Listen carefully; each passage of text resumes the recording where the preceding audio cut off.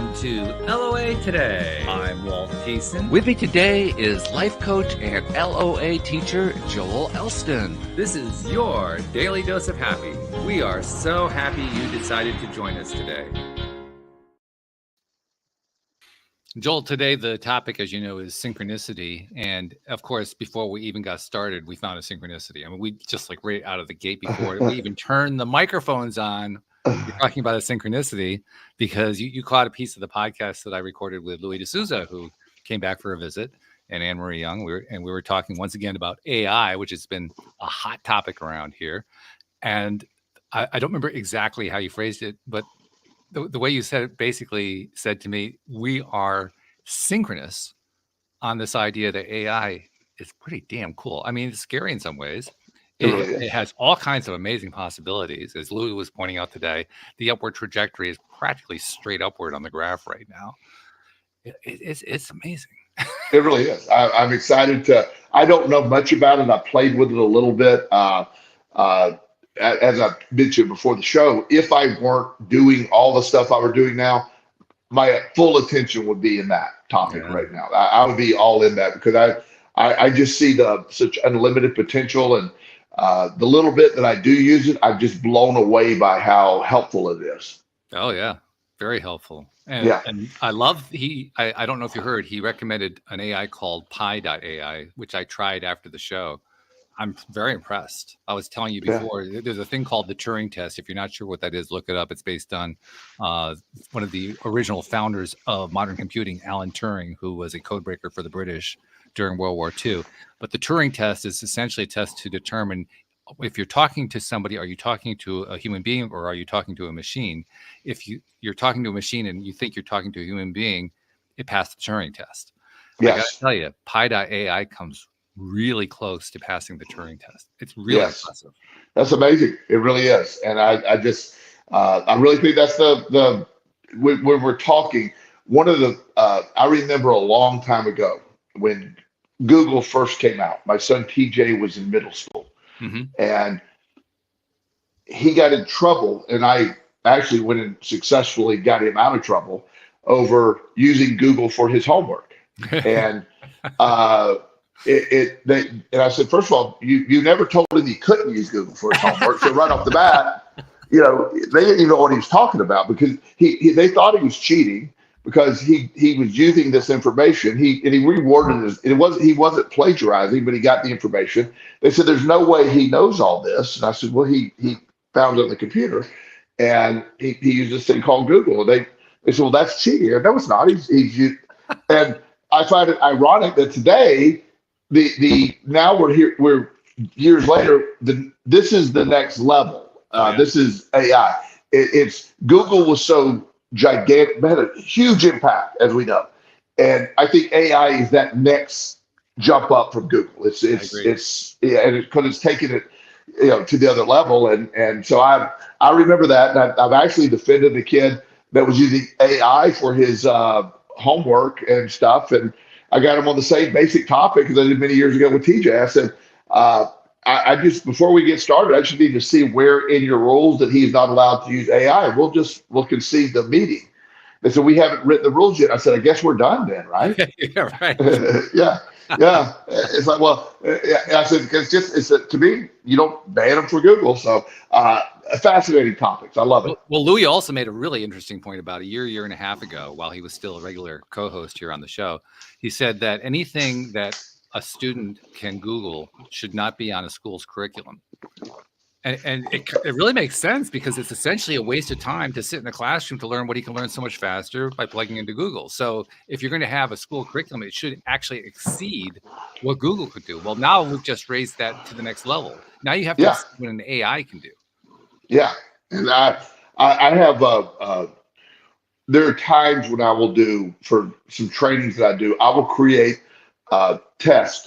Like, for example, if I'm doing certification credits and stuff like that, I have to have an end of video test. And so I intentionally write a new test that you can't Google the answers.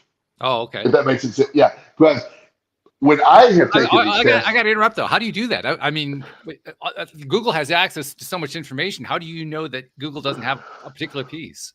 well, I'm talking about the level because historically, I will out myself. There are times when I've taken those tests myself. I would just copy a line and then search on Google, and it would pull the whole sentence up and say, "There it is." You understand? So I will just put it in like I can't get them getting the answer, but I can stop them from.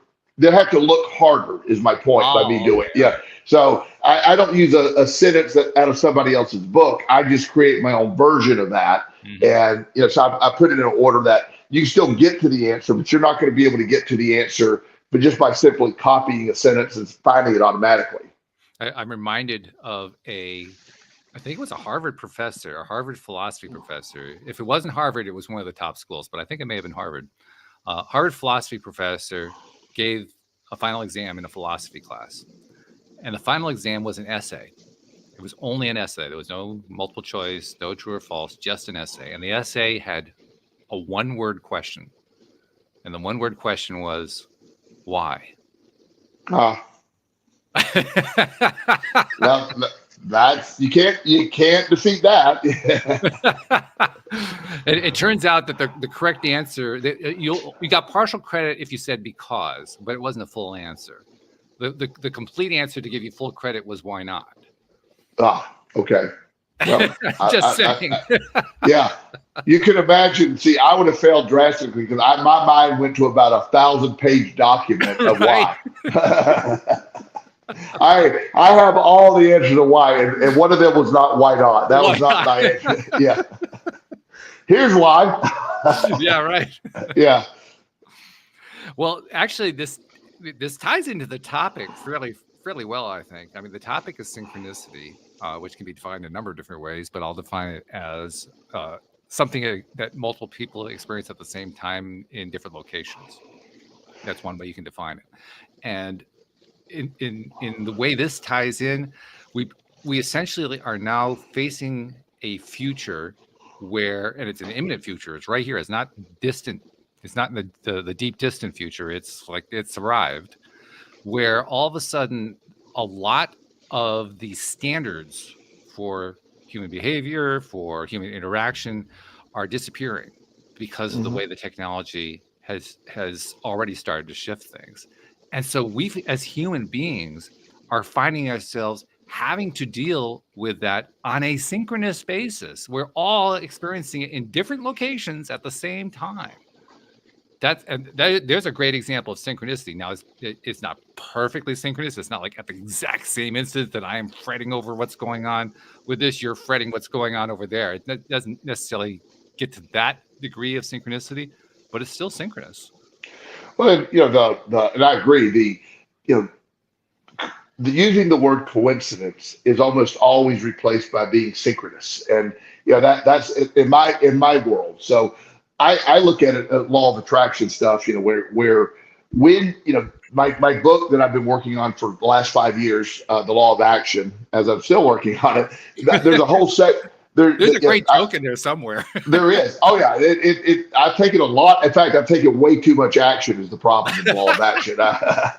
There is too much action. I figured that out. But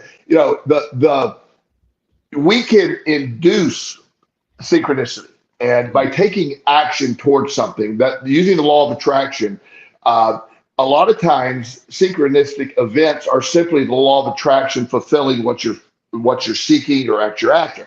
It seems like, wow, that was amazing. Not reality. That's what you've been wanting and attracting. So the synchronicity is a big thing for me, and I see it constantly all the time. Carl Jung says synchronicity is ever present for those that are willing to see it. That's Carl Jung was big in synchronicity, and the idea that they're really, I believe, but again, this is where I really get into my deep dive law of attraction stuff, that the energy that we're putting out is what the energy we're attracting is, which is law of attraction. Then the synchronicity is the actual connection of that energy. And it seems, I'm awestruck every time it happens. And it just, there'll be stuff that just absolutely doesn't, it never fails me. If I think of somebody that I haven't spoken with in years, within 2 or 3 days, I just laugh because I'll get a message. Hey, just thinking about you the other day. What's going on? That happens so frequent with me. I can't believe how often it happens. And so that's a great example of synchronicity. One of my really good friends now, many years ago, we were acquaintances, but she was director of this pre-K program and with one of the school systems, and she's my neighbor. And so we just knew each other. So it was Christmas time, and I normally, help out 2 or 3 families. I do things, just whatever. And I'd wasted my time and never really found anybody to help. I like to go find families that need help them directly. So it's like December 14th, and I sent her a message. I said, this is weird, but I'm looking to, anybody needs any help? And her question to me, she said, did God tell you to email me? And I said, what? And I go, maybe, possibly. And she said, I literally just got an email from this lady who failed to get her. There's a program where you can say, here's what I need help with for Christmas. She didn't get it in time. And she said, is there any way, I know I'm sorry I missed the deadline. She said, all the money had been spent. And she was asking, is there any way she could get any assistance to get her kids a few presents for Christmas? And literally that email arrived within minutes before my email arrived. Wow.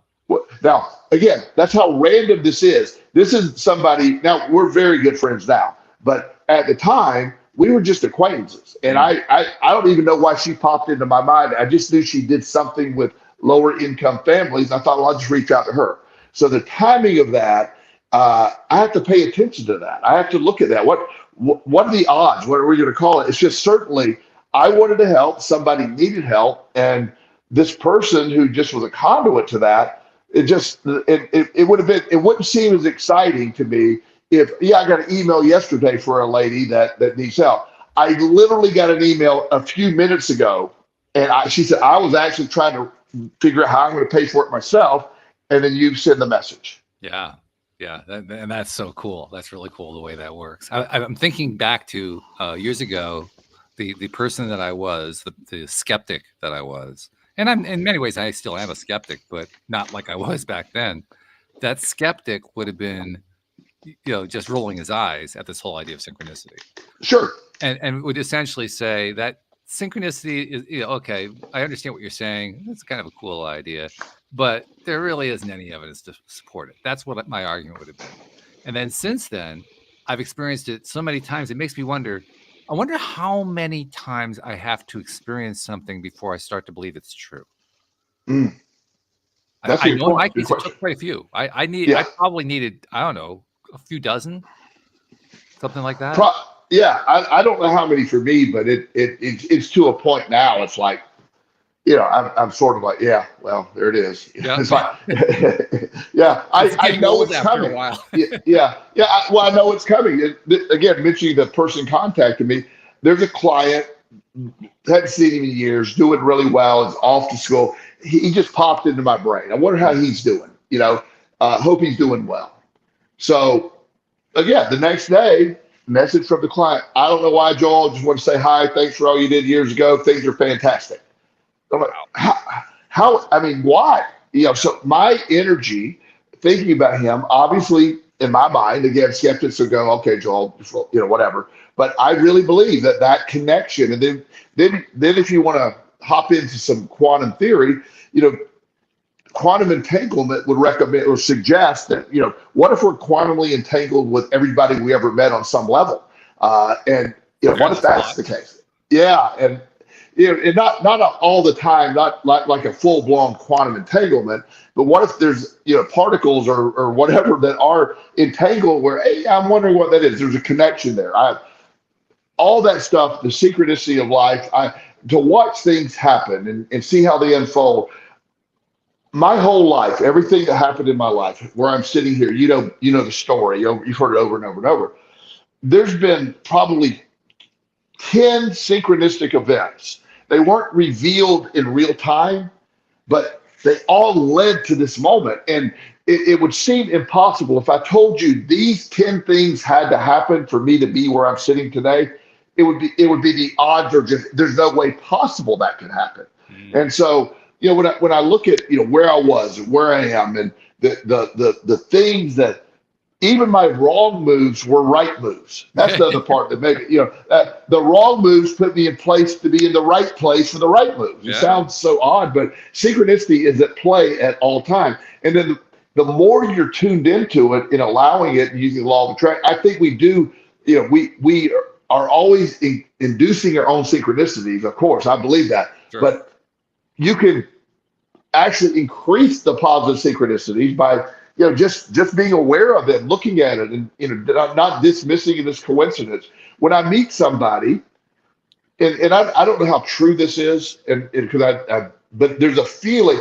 There are times when I'll meet somebody, and it's like, okay, that's fine. I meet so many people so many times. I don't ever see most of the people I ever meet again, but every now and then I'll meet somebody, and it's like this. Something about that person, and then somehow that person's later playing a role, and it's an amazing feeling. And I obviously don't have full understanding how that happens, but when you live a synchronistic lifestyle, meaning you're open to the concept, you're putting your energy out there, you're identifying it, then you attract more things to be synchronistic about. I mean, it's all combined, and it's just to me, it's just fascinating. And I'm in awe of it every time it happens. But like you're saying, I do expect it to happen now. I'm not shocked by it, but I'm still in awe of it when it does happen. I like that way. I was going to say that I'm bewildered by it, but I like awe better. I think awe just captures it better. Yes, it feels like that way. Yeah, because the bewildering, because it is bewildering. I mean, it is. Let's not mess around here. It's like, what the? Are you serious? Yeah. This kind of crazy. But it does. It does. And it happens all different ways too. I mean, yes, you were just describing very nicely, very beautifully, how if you are in a high vibe place and you put stuff out there and so forth, you get more and more of those really high vibe synchronicities. The part that I think we all skip because it's too painful to look at is when we're in the low vibe, the synchronicities happen there too. We just don't like those particular synchronicities. Well, and just like the law of attraction, synchronicity doesn't have an opinion on good or bad. That's right. So yes. there's some bad synchronistic events. They're happy to stepping out of your car the moment somebody is going to rob you. There's synchronistic events that are on the other side too, and that's those are the ones we don't like to talk about. But when you get to a place, I have one of my friends that I talk to has a 14-year-old son who loves to talk about these things. And so I work with this lady, and her son loves to come to sessions sometimes just to talk about things. And so one day he said, we were just talking about this synchronicity in general. And he said, well, literally everything is synchronicity and connected. And I go, because he likes to use the word literally a lot. And I said, okay, well, I mean, is it literally? And he goes, yes, every single thing. And I go, is it? And I'm sort of like, I'm like, where are you getting that from? He goes, I don't know, but I know it's true. I don't know why it's true. I just know it's true. There's nothing that's not connected. And even bad things have a side of them that can lead us to good things. And so what he said, when I have something bad happen in my life, I try to understand it. It's still bad. It still feels bad. But my attitude is there will be a synchronistic event on the other side of that hopefully will somehow fix that. Like losing a job and also finding a better job, me getting fired from my company many, many years ago, going to practice on my own.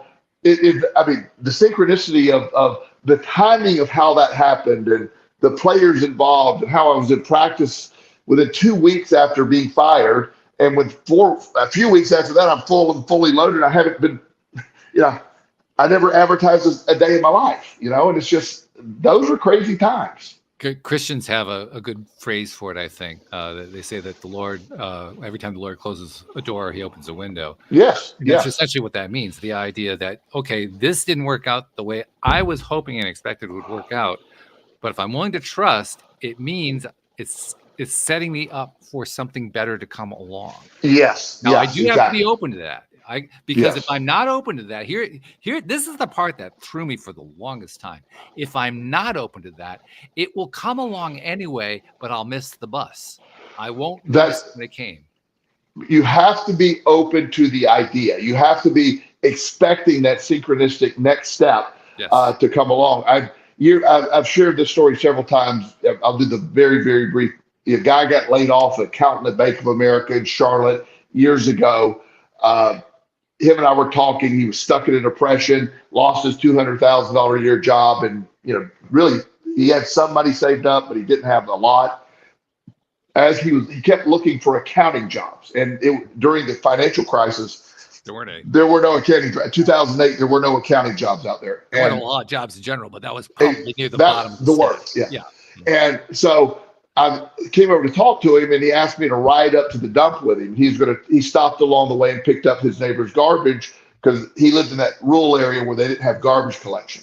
Long story short, he started just picking up garbage, charging $35 a month, turned into a gigantic company, had several trucks, ending up selling it to Waste Management for a few $1 million.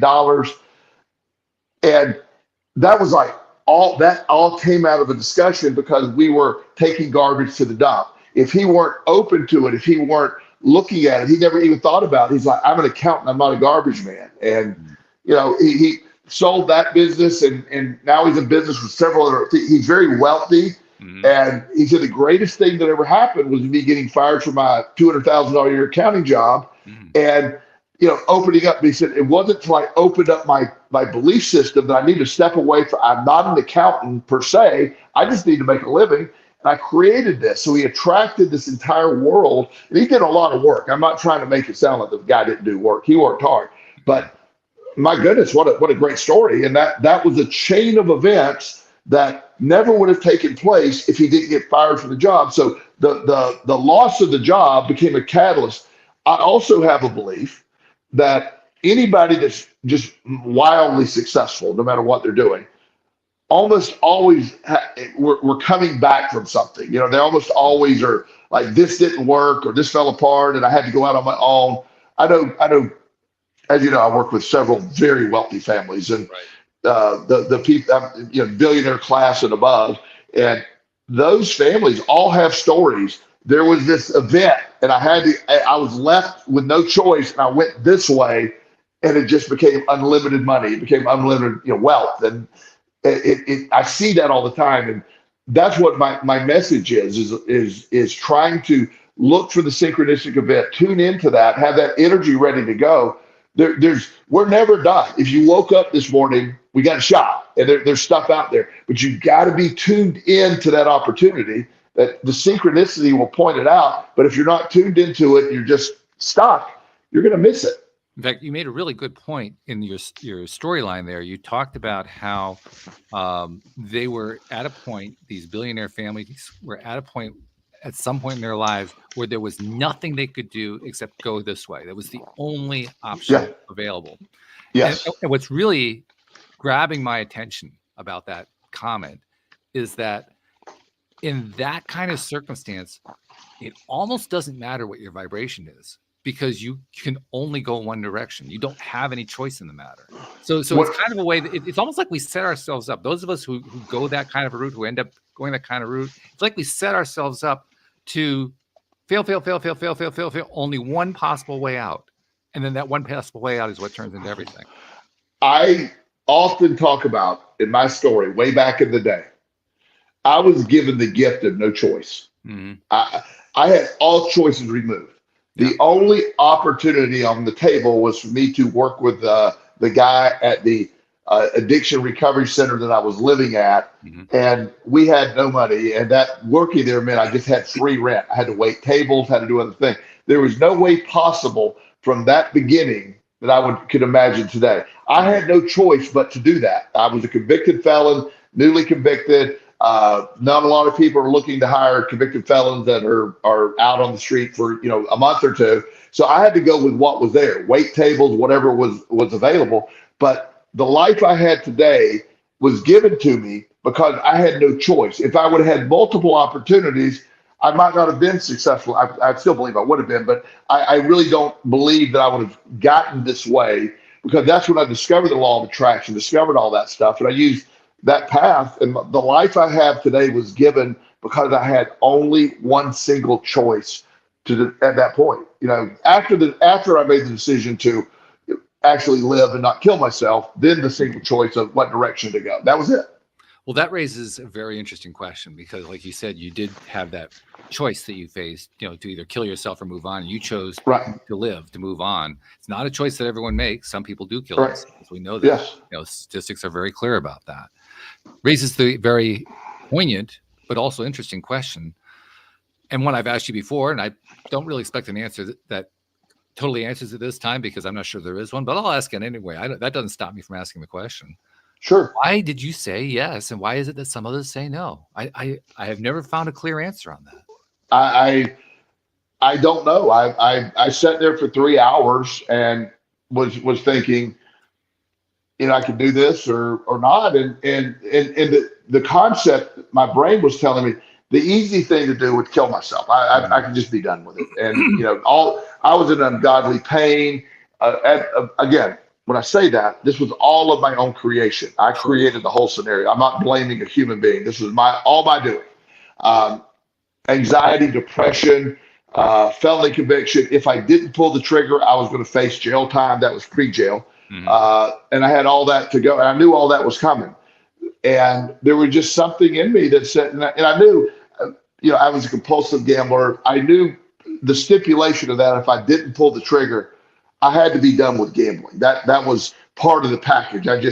That was draining everything out of me. I just had to be done with it. So when I did, when I made a decision, I put it down and sold the gun and just kept going. And it was not pretty. It wasn't easy. It wasn't like the next day I'm like, oh, that's a great idea, Joel. In fact, there was a point where I'm going, I sold the damn gun. What the hell? So there were multiple occasions that I felt I made the wrong mistake. But again, one foot in front of the other, keep going. Momentum picked up. Along the way, the discovery of first reading The Secret and Law of Attraction took me to the next level. And then all of that led to it. So I don't have a good answer on why. I wish I did. Anybody that lost a family member to suicide, I have great empathy. I was a finger squeeze away from it. If you've ever been in that situation, I hope you haven't. Everybody thinks about killing themselves sometime in life, but to get to the point where the gun's in your mouth, the trigger's back, there's a feeling about that that's just hard. It's just a really bad way to be.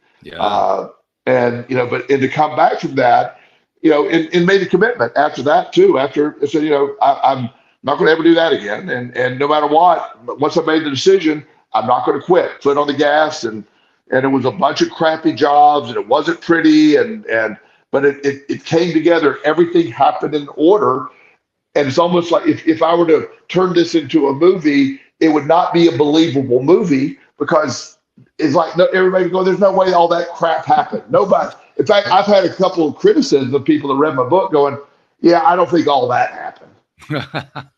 Yeah. Well, the topic is synchronicity, and you just pulled another synchronicity on me, because literally the comment I was going to make next was, this is very much like watching a movie. In a movie, if it's a good movie, you are able to do what they call suspending your disbelief. If it's not a good movie, then you aren't able to do that as easily. And very often we don't do it, and we say, well, this sucks and I'm out of here, and we stop watching the movie. Right. The difference there is that in one case, we were able to suspend our disbelief. In another case, we weren't. Right. And the same thing is holding true for this overall topic, this idea of what, you're up against the wall, you have only one route out. Are you going to believe that this is a bunch of hooey, that there is no synchronicity, that nothing's going to come out of it? Or are you willing to suspend your disbelief and just see what happens? And I think that's really what the distinction is. That's the closest I've come to an answer. I think for whatever reason, God only knows why, you only know why, perhaps, you decided to suspend your disbelief that it was all going to be terrible for some reason.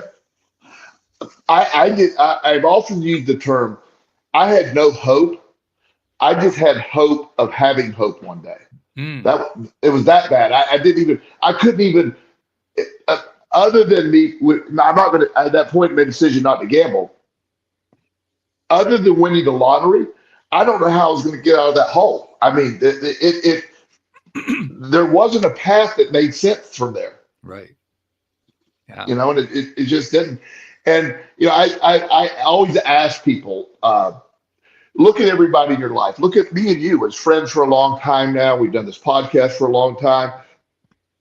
It was a synchronistic meeting for us. It started a multi-year friendship that we actually have never met in person, which is always shocking to people. One of these days we will. But we, you know, so I have a lot of the people that are closest to me in life right now. Some of them I didn't know 10 years ago. I mean, my son Justin, I didn't know him. I adopted him, you know, when he was 10. He's 18 now. Mm-hmm. So, you know, I mean, so that my life has so many incredible people that didn't, I mean, they existed, but they weren't existing in my orbit. My most trusted friend right now is somebody that I don't even know how we got here. It's just, we're really good friends. We're neither one of us intended to become such good friends, but it was just the chain of events kept pushing us. And even if it sort of drifted for a while, it just kept pushing us back. And we're really good friends. And so I have a core group of people that, you know, and I have some friends that I've had forever and ever that are still in my orbit, of course, but I'm just amazed at the people that are here. And everything that's happening in my life, my clients, having the best career in the world, have a great job. I love what I'm doing. All those things, as you know, I remain incredibly grateful for all those things. So more synchronicity is taking place because of that, and me noticing it all the time. It's a perfect storm. It's a perfect manifestation storm when you do it that way. I get the impression, I'm curious to see if you think it's the same way, but I get the impression that this whole synchronicity gag, if you will, this whole synchronicity lark, let's put it that way, is something where we are progressively learning to suspend our disbelief and believe it in some way. And it's almost like we have to, you know, take 5 steps, see a 5-step improvement, say, okay, I believe that far. And then take another 3 steps. Oh, okay, well, now I believe that far. It's almost like we're continuously upgrading the belief by a little bit more, Yes. a little bit more. Yeah. Time. Yes. Well, you know, one of the analogies that I use to make that point is when it's at midnight tonight, it's dark, and if I want to go to Atlanta, I'm in Virginia right now. I get in my car and I start going. Mm-hmm. My headlights can only light up 600 feet or whatever they light up. That's all. Right. I know there's more road ahead, but I can only see right up there, you know? So life has a tendency that we can only believe what we see. Then you get to a place, I believe, where you're realizing, I don't need to see it anymore. But in the beginning process that you're talking about, those 5 things have to happen, then I can believe you can get to a point that I don't think you need it that way. I just think you get to a point like it's good now. We're on cruise control. I don't even know where this journey's going. I don't know where I'm going to be in a year from now. I don't know what's going to be happening. I just know it's going to be good, whatever that is. You know, there's not a bad scenario for me anymore. There's no bad scenario. Well, let me ask you this. This is not a bad scenario. It's a good one. But let's say you, particularly Joel Elston, you have achieved this level of belief and acceptance in this concept of synchronicity. Mm-hmm. Do you believe that, say, a year from now, that level will be higher? I do, because it's been higher every year. I don't know how it could be higher, but I accept. Yeah. I accept. We were talking about AI getting better and better. Right. What is my belief in that? So my initial reaction was to tell you, no, I'm already there. But I also know historically that I am, every year I'm further into this process, and synchronicity is included in my belief system. So I'm going to take it to another level. Maybe I get more in control of synchronicity. I don't know where it goes. But I remember when we first started doing the show, we would often say, we don't really know what we're talking about with the law of attraction. Yes, true. I was like, we were both, I use the term, we're in kindergarten, you know, and right. We were learning, and you and I spent multiple shows just us talking and learn to ourselves basically about the law of attraction. but as everything started to unfold, it just became more and more amazing. Yeah. And that's the thing for me is once I get there, I know it's going to be better and better. So a year from now, there's unlimited possibilities. But I have no doubt I am going to be even further into this because I'm further into it than I was last year, as I was the year before. It's just it's never gone backwards. I think you're right, and that's why I brought it up, is to point out that even when we think that we've got it, we find we have even more to get about it. To me, it's kind of like it's the flip side of why people go to the racetrack. They go to the racetrack to watch for car crashes. They're always anticipating that car crash. This is like going to the racetrack to anticipate that the cars are somehow going to go faster than they can. Yes. I see that. Which is, I mean, even as I say that, I say, well, that sounds stupid. But that's the way it feels. It feels stupid, and yet I know it's true. Like there are times that I will actually say to myself, I said this sometime a week ago Monday, I had the craziest day of my life in a long time. I was late on the show. I had chaos ensuing everywhere. It was funny. It's serious when I say it, but I knew it was going to be okay. I wasn't like, I was just exhausted, because I spent the whole, 4:30 till in the morning till, going to bed at 10 o'clock and full of chaos. That was a long day. Yeah. But I remember actually along the way in the middle of this one, I can't wait to see how this works out because I can't see how it's going to work out at all. And I knew it was going to work out. I did not see a path of how it was going to work out. Right. And that was the thing. So I remember the exchange. I remember getting the text from you. Can we start later and so forth? You proposed starting 1 hour later, which I was fine with. Yeah. And then I remember getting the text about 20 minutes later. Now I'd already decided, okay, well, I'm going to take the next hour to do some stuff. And I had my dinner. I was doing all this stuff. And then I got a text from you that says, oh, I'm done faster than I thought. And all I could think was, there's a perfect example of letting go and something just coming together. I just know it. I don't even know what the story was. I could just tell from the timing of the thing. Yeah. Well, and also what I try, because I don't like to scare my friends with stuff like this because I can be so weird. Which I, by the way, do not take offense to at all. So I love that weird shit.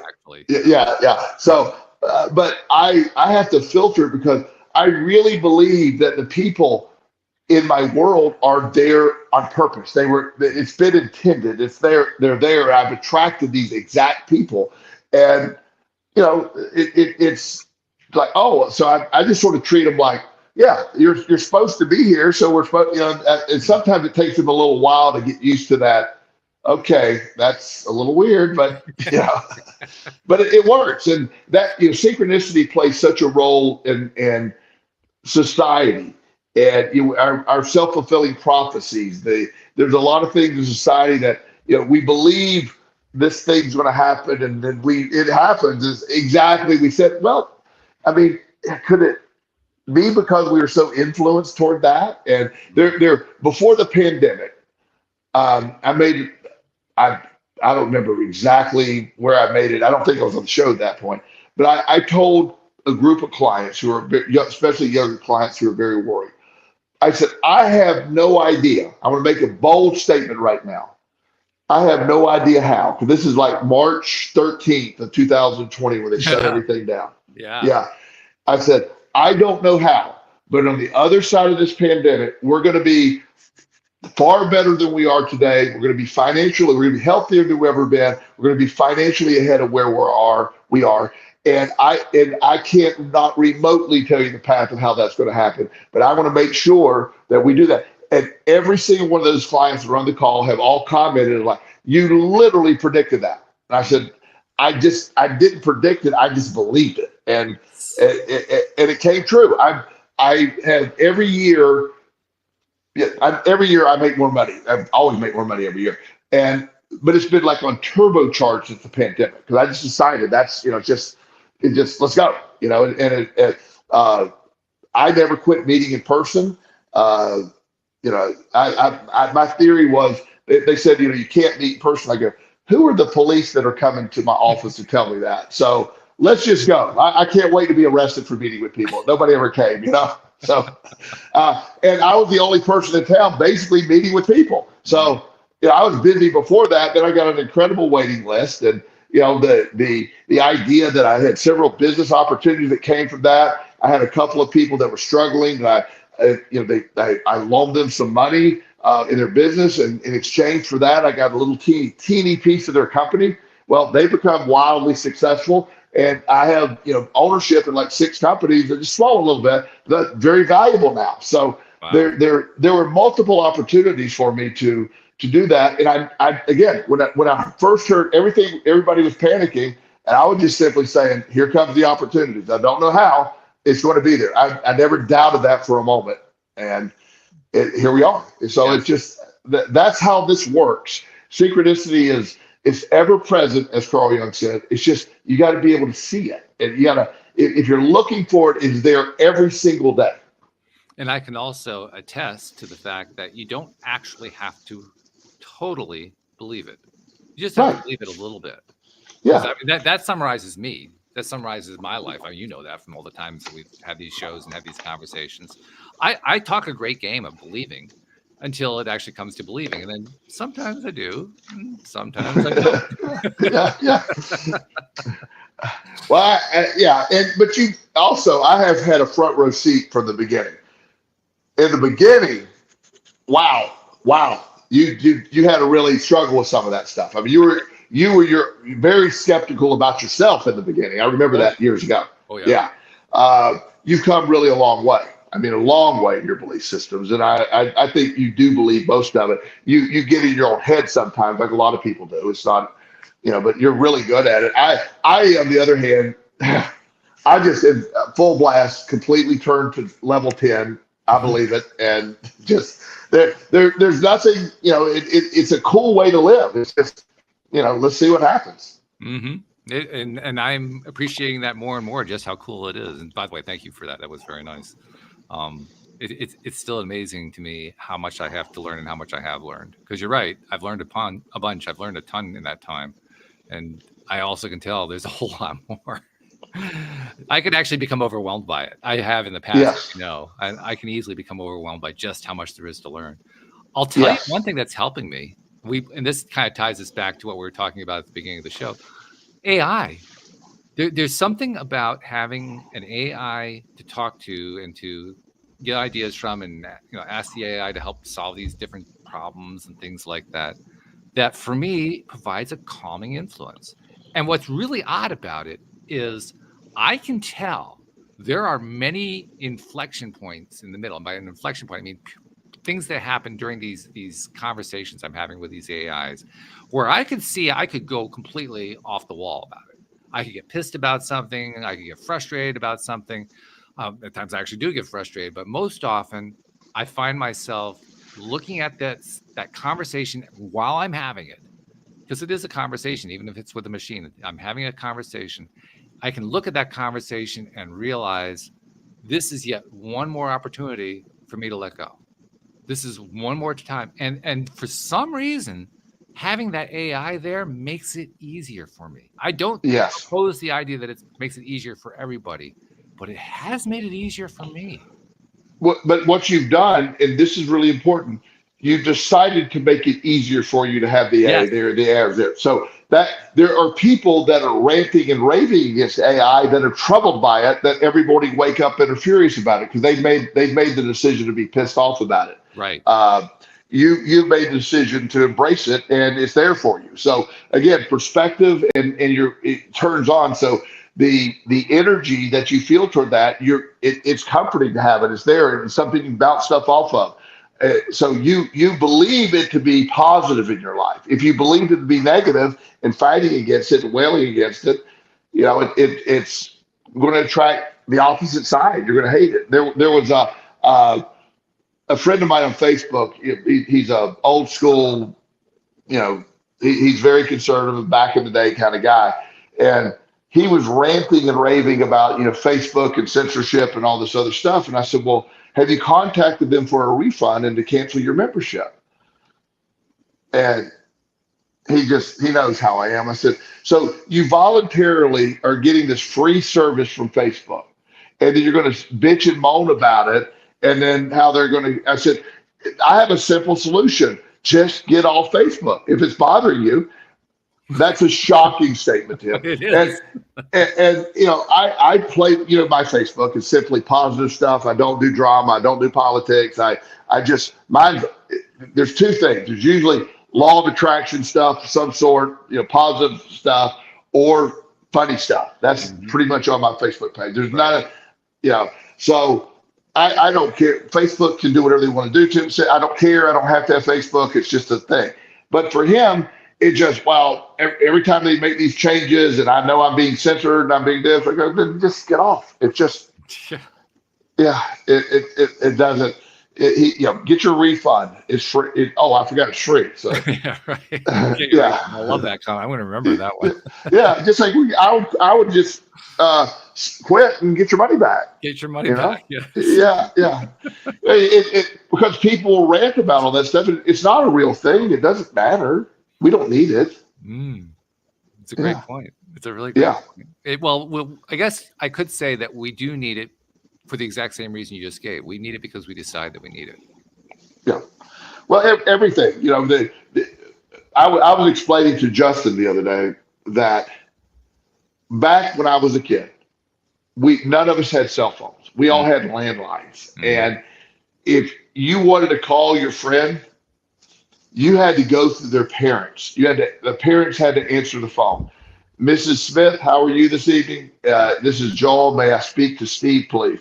Joel, how are your grades? What's going on? I mean, you know, you had to go through like a filter to get, you know, if I called a girl, the worst thing back in the day, being 15 years old and calling a girl and having to talk to her dad. Oh, yes. Mr. Johnson, this is Joel Elson. May I speak with Kathy, please? And Joel, how are you? What's going on? You know, I had to talk. Nowadays, kids bypass the parents entirely. They never even talk to the parent. Yeah. So, you know, it's you know, a concept back in the day that you left a message for somebody.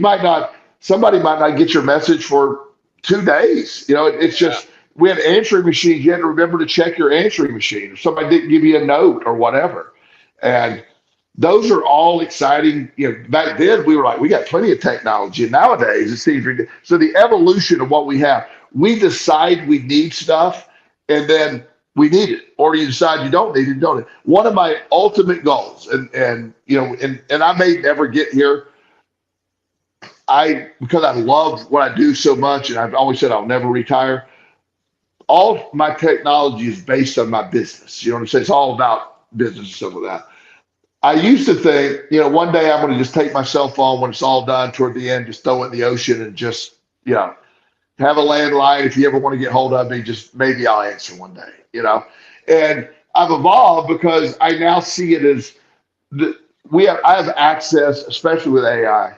I have access to all the information to ever exist on the planet, and I can filter it any way I want. It's become such an amazing tool that I don't use it for silliness. So I mean, you know, I can do my deep dive researches while I'm sitting at the airport, going into great detail about whatever. I want any kind of quantum theory or connection, and I love having access to that information. It's amazing now. So I've gone from wanting to get rid of my cell phone to now embracing the technology side. I don't care about the messages in the phone. Lord, I'm tired of that. But the information, the computer side of my phone is amazing. It is. Yeah, there's no doubt about it. And you used a word that I think will tie into what I think is the last portion of our conversation, and one that I didn't intentionally say for the end, but I'm kind of glad I did, because it really, for me, is the core of the whole topic. Synchronicity, at its root, as your young friend pointed out, is where everything is connected. Yes. Now, that has a very important component to it, which means we are people connected. Yes. And that connection is there regardless of whether we exercise it. In fact, there are lots of them that are there that we never exercise. And absolutely. with the modern technology, what many people have done is they've stopped exercising it entirely or almost entirely, which leads to a very interesting question. What happens to your experience with synchronicity if you start exercising more of those connections? Right? Because that's the foundation of it, right? The foundation of the synchronicity is that you have connections that are going on that are active. You make the point that action is the key verb in any kind of change that happens. Well, the change that happens in this particular case is an increase of synchronicity. And the only way that's going to happen is if those connections start increasing their activity. One of the things, when I start working with, say, somebody's 17, 18, about to go to college or in college, one of my biggest pieces of advice, and this is to anybody, the biggest thing you're ever going to develop in your life is your network. And I mean, everybody you come in contact, get their name in your phone, jot down briefly what they do, who they are. I have a network of thousands of people, and it's an amazing amount of contacts, and they're all over the country. They're all into different things. And then if I want to create synchronicity, I can engage my network, and all of a sudden I put a synchronistic event in play. If I know a guy in Denver who does psilocybin guided trips, where they therapeutic trips. I know him, and we talked at great length. I know what he's about. I trust what he would do. It's not illegal in Colorado. It's not specifically legal for therapeutic thing, but it's not illegal. So there's a loophole there. I know people all over the country. I know people in Israel. I know people in Europe. That network it churns synchronicity, and if I tap into it, if I just go into my network, I have unlimited connections that I can go on that. Now I don't do it every day, but if I need it, I go to it, and it's fascinating to see it work. So I'm agreeing. If we increase connectivity, you increase synchronicity. It's just the action of connection is synchronicity. It's just it can't help. You got to churn it sometimes to make it work, but it works. And when we talk about that increase in connectivity and increasing the activity with those connections, what we're really talking about at its core is increasing our connections with others. Yes. It isn't even necessarily so much what's going to come out of that. We can be sure something is going to come out of it because that's how synchronicity works. It's more about what do those connections themselves deserve in terms of our attention. Yes. How much attention can we give? Why would we want to give attention to that particular connection or this particular connection? In other words, what's in it for us where the connection is concerned? Because if we can start answering that question, first of all, that's what gets us onto that path of, okay, I'm going to exercise more and more connections. But secondly, that's also how we end up getting the synchronicities we want rather than the ones that we don't want. Exactly. And I also believe this is going to get a bad thing to say with a couple minutes left, so I don't want to go too deep. But okay. What I really believe is the connection that you're seeking is already there, and you everything you want is already here. It's here. You just haven't tuned into it, and synchronicity appears to make that connection for you. It's like, hey, look here. Let me connect that for you. It's already here. The life you want's already here. You haven't connected with the pieces of it. And that, like I said, I don't want to get too deep in it because that's a whole different deep dive. But that idea exists that you tune in to abundance. You don't attract it. You just tune in. It's already here. The abundance is here. You're not seeing it. You're not allowing it. You're not connecting to it. And synchronicity is a tool of that. Yeah, you're making me think about prior conversations here on the podcast with some really cool guests that we've had and co-hosts over the years. But one in particular was with David Strickle, who you've met, and who is sort of a equivalent of Esther Hicks and Abraham. He channels the stream of David. Although he actually isn't even doing much of that kind of channeling anymore, that trans channeling. But he was once talking with me about this exact concept, and then we switched over to where he channeled the stream of David so I could talk to the stream and get their input. And what I was learning from that tied directly into what we're talking about here. In that connectivity, that synchronous activity that happens is an activity that it's kind of like a muscle that when you engage it, it gets more powerful. It becomes a bigger portion of your life. And more importantly, it becomes self-fulfilling. By self-fulfilling, I don't mean necessarily that something synchronous happens, although certainly that's going to be something that happens as well. But what becomes self-fulfilling is your desire to develop those connections. And in those that desire to develop those connections, you end up creating what the stream calls the expansion of all that is. And in that expansion of all it is, I mean, that's the stream's answer about why we're here. Yes. Which is a little bit different from Abraham's answer, which is basically chocolate. And I buy into the chocolate argument entirely. Right. Right. But the stream's answer is slightly different. It's basically the same idea, but it's just expressed differently. We're here to expand, not just ourselves, but everything. And we do that through our connections, through our choices, through our beliefs, and all that kind of thing. So, and I didn't even understand what that meant. I mean, I remember the first time that I heard that, and I said, the expansion of all that is, what the hell are you talking about? What have you been smoking? But since then, I've come to appreciate what that really is. That expansion of all that is, it includes my own growth. Yes. But it also includes everyone else's growth. We're all growing off of all of these connections, even the ones that we aren't directly contacted with. We may be indirectly, but the ones that we're directly contacted with that's a very limited range of all the different ways that we're affected for the better through this expansion of who we are, of what we know, of all that is. And the more I think about that, the more that just blows my mind. Because it's an infinite process. Well, and that's what makes it all exciting.